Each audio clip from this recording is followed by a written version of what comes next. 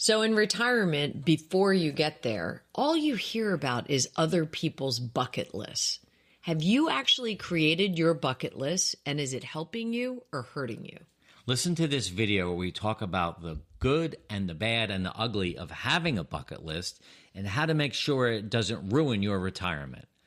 I know when we retired, we had a couple of things we wanted to do. We had a list. I don't know if we ever called it a bucket list, and I don't know if we've kept up with it. No, but you know what we're going to do at the end of this video or tomorrow? We're going to create a bucket list because we don't really have one. But so many people do, and we've actually done some things that I would say belong on our bucket list that we've already checked off. And I want you to stay to the end because we're going to share with you the 10 most popular bucket list items that people talk about. I think the thing about a bucket list that kind of annoys me a little bit is it creates this framework that retirement is a sprint through this list. And when you get through the list, you're done. You've done everything in your bucket list. And then what? Do you just die? Yeah. Like, that's I don't know if I love the idea of a bucket list unless it's called the endless bucket list, or do you know what I mean? I do. And I think that that this idea, I think we could really do a lot more work on this bucket list idea because it could be and maybe should be part of everyone's retirement planning, even if there's 2 things on there. When we get to the end and share the 10 most common things that I've researched and looked at, some of them are kind of really cool, at least for me. Yeah. You might not like them, but yeah, I think that this idea that... But is a bucket list okay for you to have a list and me to have a list and us to have a list? Yeah, I think it's a great idea. So this idea that as a retirement person, you might have a list and I might have a shared bucket list with you, and I might have a shared bucket list with my brother, and I might have a shared bucket list with a girlfriend. Mm-hmm. So the idea of the new transformational endless bucket list can be multifaceted. Yes, and I also think the big thing that we should frame I'm just trying to get on board with the bucket list idea. Okay, well, we're going to have a bucket list soon. We'll do another follow-up video on our bucket list. How about that? At some point. Okay. But you shouldn't treat your bucket list as a deadline. Right. Like, okay, when these 10 things are done, like you said, then what? Then what? It should be an evolving list of things that are important to you. And as you get older, you know, if you want to hike Machu Picchu, that's close. Say it right? That was close. Now's the time to do that. Right. You don't want to do that when you're 90 because you won't be able to do it. But have this evolving list of things that are really important. And don't treat it like a deadline. Like when it's finished, then you're finished. Well, you know, I mean, but it is a good point. So maybe an updated version of the old school bucket list is that not only is it endless and you're constantly reviewing and changing it, but maybe you portion it off in, I'm going to do this in my 60s. I'm going to do this in my 70s. I'm going to do this in my 80s. That. So, for example, you've recently brought the idea to me that wouldn't it be cool to do a river cruise? Yeah. And a river cruise you can really do on a raft. No, on a ship. I want the raft with a like stage 4 with the you go up. Okay, that's not a river cruise. No, that's whitewater rafting. Yeah, that's what I want to do. So that's a good example of what we could do now in our 60s is the whitewater rafting. But in our 70s and 80s, we could do an elegant river cruise through France. Yeah, where you sit on a rocker on the porch. No, you don't sit on a rocker. You get off and get on bicycles and different things. But I think it's a cool idea to arrange your bucket list based on your capabilities. Yes. Your aspirational capabilities for the future, and then kind of, your slowing down capability time. Yeah, and I think that some of the... So I'm getting on board again with this bucket list idea. Well, we're going to do it. We're going to do a follow-up video soon. You stay tuned, get through this one, and then we're going to do another one. The best bucket list process for retirement ever. Oh, you and your processes. But I think that you want to also pick some things that have meaning to you, and that create memories that are really significant. And some things we do together, like you said, and some things that you do separately. Yeah. And the third thing I want to think about is they shouldn't be back to back to back to back to back. I mean, the first point we talked about was it's not a sprint, it's a marathon. So you want to pace these things out and mix a bucket list item with recovery. I mean, some people, travel all year long and they're bucket list fanatics and they're constantly adding more things and doing more. And that's fine if that's what you both want to do or you want to do as an individual. But for us, I know that we wouldn't want to do back to back to back. We would need recovery time. Yeah, I agree. To give us time to kind of rest and rethink what we want to do. I think you also, one of the things, a point in the bucket list area is to just stay flexible. Like, for example, you have the trip of your dreams scheduled and something comes up and you can't do it and, you pay the fees or you transform it to another time. Sometimes I think, your health and energy needs to be monitored and then needs to go up against whatever the bucket list is. Mark and I did a safari last year for pretty much 3 weeks out of the month of August, but it wasn't the sit in the van type of safari. We were trail running with chimps. We were mountain climbing with, gorillas. I mean, it was a very active safari, like very engaging, a lot of activities. Up at 5 a.m, in bed at 11 at night, only to get up at 5 a.m. again to be out to see the animals in different settings. And I think at our ages, in our 60s, it was okay to do it. In our 70s, we probably, hopefully, will still be able to do it. In our 80s, that might be a stretch depending on how we feel. So again, matching your energy with your circumstances, I think takes some flexibility. By the way, the first link below has a free download, 6 steps to kickstart your retirement. So download that and read that. That's a really great document to give you a real kickstart or jumpstart in your retirement planning. So I think that what I want to do is go through this list that I put together. I did research. You haven't seen it yet. You brainstormed with yourself about our bucket list? No, I called 1,000 people yesterday, and this is the feedback I got. I might have used the internet. I might have done a little research, but this is what came up. The first thing, a popular thing that people want to do is travel to all 7 continents. We don't want to do that, right? I don't know if it would be number 1 on my list. It's not on my list. Travel would be number 1 on my list. I'd have to really sit down and figure out where and which continents. I mean, we're going to Australia and New Zealand in 2027. We've been to Africa. We've certainly, been in the U.S., North America. We've done Europe. 4. We've done 4 of 7. Yeah, we haven't really done, We did Russia. Oh, we did do Russia. Yeah, years ago. And the Eastern Bloc. Yeah.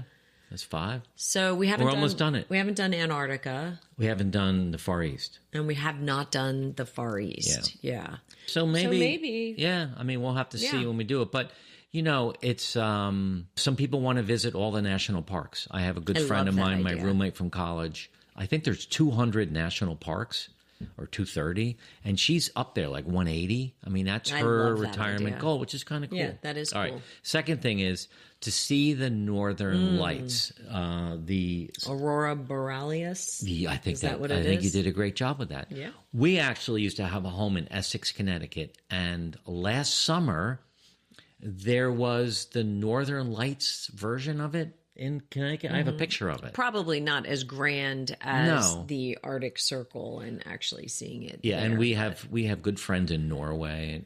It would be kind of cool to go back to Norway and go see the Northern Lights. Or go back to Alaska. Go to Alaska. And see it there, because we have been to Alaska. So that's another item that people put on their list. Go on a hot air balloon ride. I've done that. I've done that too. All right. And that's actually cool. Yeah. So I if did you that can, in Santa Fe, New Mexico, and it was fantastic. it's a weird. Yeah, I did a sunrise hot air balloon ride. Yeah. You? Yeah. Okay. Yeah. I mean, I would love to do it again, maybe, but Yeah, the list that I came, it says hot air balloon ride in Cappadocia, Turkey, especially at a sunrise. Stunning and peaceful adventure. Cool. It's on the top of many bucket I've never been lists, to Turkey. No. African safari. So we've done that. And we went to Rwanda last summer. And we went to Rwanda to see the gorillas. The thing that we didn't know is we fell in love with the people. Yeah. I mean, the people of Rwanda are amazing. And it was the 30th anniversary 30th anniversary of the genocide. Post-genocide, yeah. So it was a really special time for us to be in that country. Absolutely. But I would do it again. I would 100% do that again. I would do that again.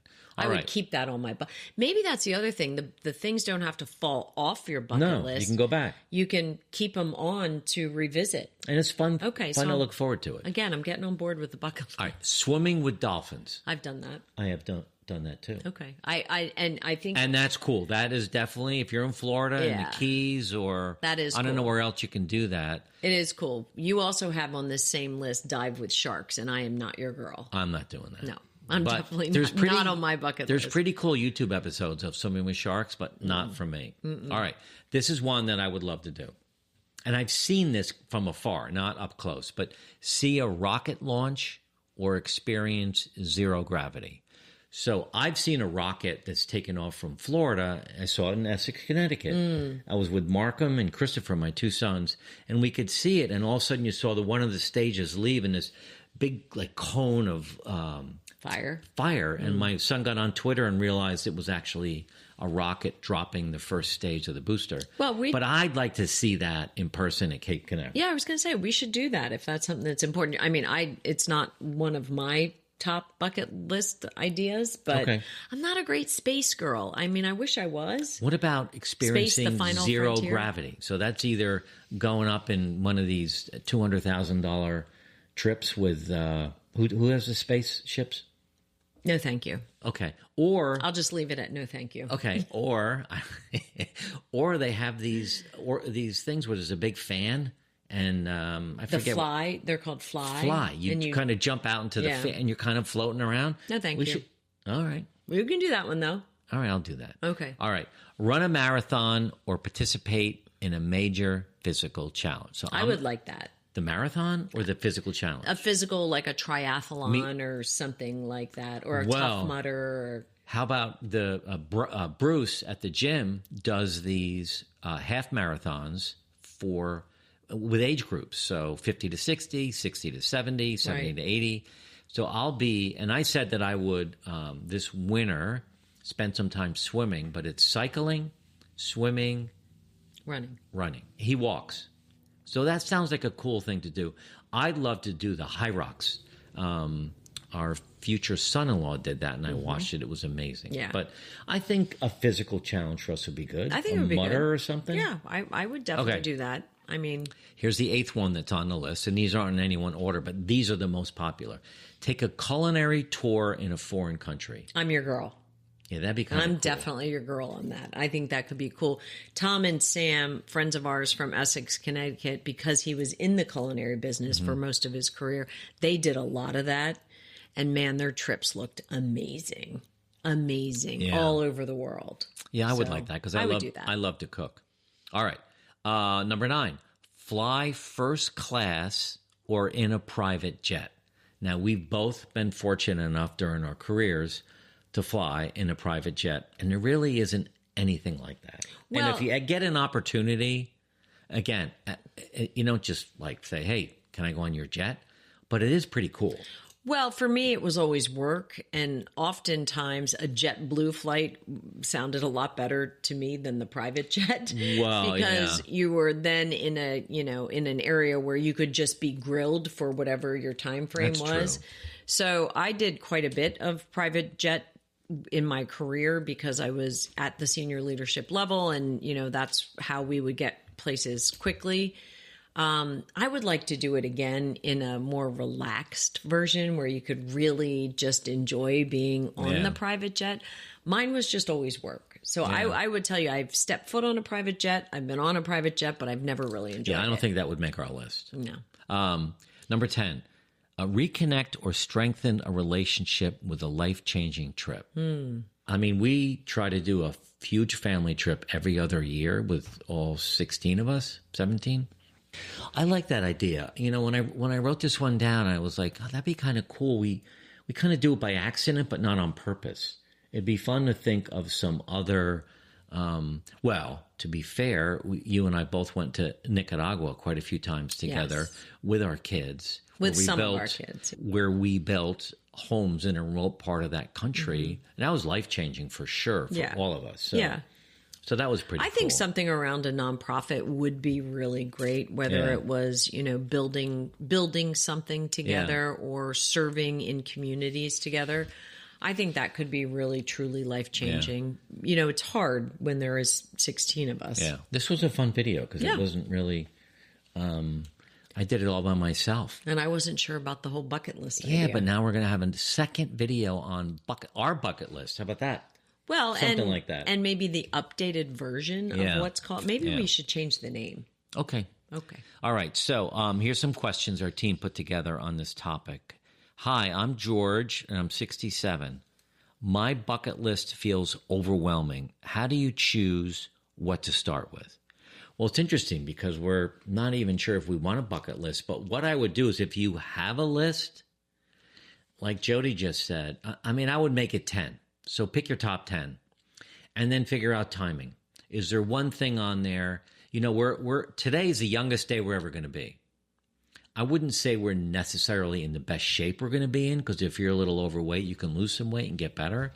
But what are the things you need to do now while you're younger, and maybe start there? Yeah, I think this bucket list idea has to be, kind of transposed over your finances, and then over your health and wellness, and then over how much time you have or how much time you want to devote to it. And I think, too, that if you're a couple where one of you is more fit than the other, and there's some fit things that you need to be fit to do, I think it's okay for the one partner to go with some other people, and you just stay behind.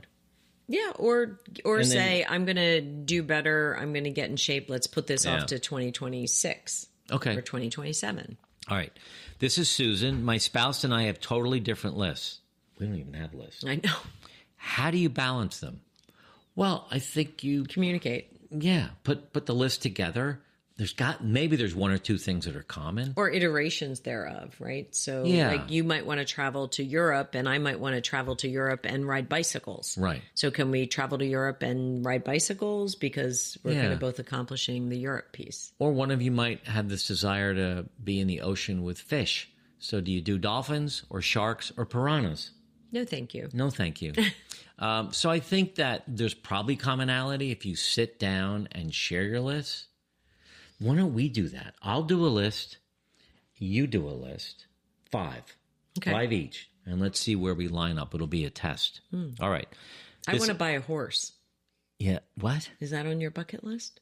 Buy a horse or ride a horse? No, buy one. Have one. I'll tell you what. We'll go horseback riding first. And we'll see if you like it. I rode horses my whole life. But you haven't, not your whole life. No, you I haven't rode for the past 20 years. Correct. So, But I did enjoy it. Yeah, but we're not buying a horse. Okay. See, there you go.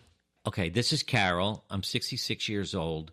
I've already done most of my list and now feel restless. What's next? New list. Yeah. Carol, get a new list. Or, go back and rinse revisit. and repeat. Yeah. Do it differently. Do it, bring different people with you. Maybe lead a group. Maybe become a tour guide on your most favorite list assuming item. on the list was travel. Right. It could have been swimming with sharks. So you could become a professional shark swimmer. I know you love that one. All right. Hope you like this video. This next one, 13 retirement mistakes that you don't want to make. Watch this video next.